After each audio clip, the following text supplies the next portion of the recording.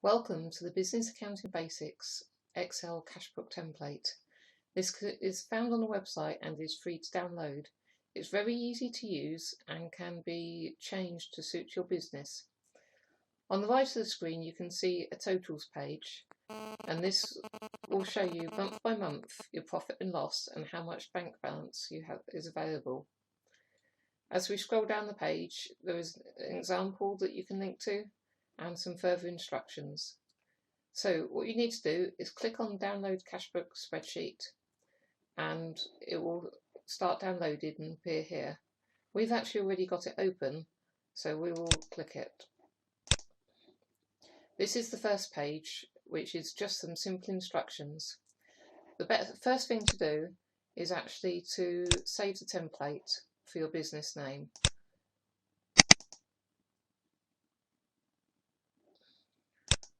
So I'm going to call this ABC Computers, which is the business that we've used for demonstration. So that's now saved and called ABC Computers. Right, there are 3 green boxes here which you need on first installation you will need to post. So the first one is the business name. So it's ABC Computers. There is actually an opening balance of £1,020, and it's going to start. The business is going to start its accounts from April, and that is the basis set up. So if we now look at the April spreadsheet, you can see the business name is posted, and that is posted on all the tabs for all the months. The next thing that you need to do is to set up some account codes. Now for the ABC Computers, they sell hardware and also do computer consultancy. So the accounts that we're going to set up is a hardware, consultancy, bank interest. Now that's your 3 income accounts. The red ones are all your expenses. So the expenses is advertising, cost of sales, which is any equipment they buy for resale, bank charges, insurance, post, sundries, telephone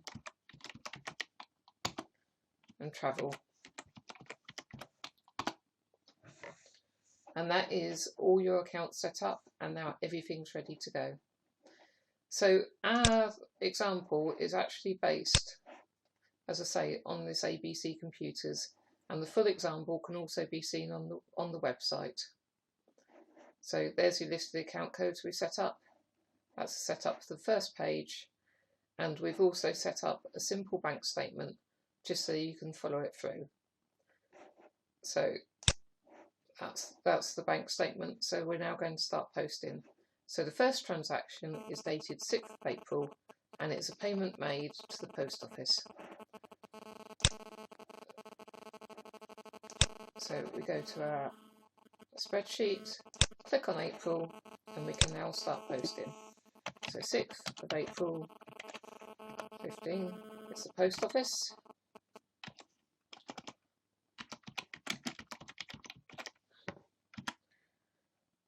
There's no reference for this one.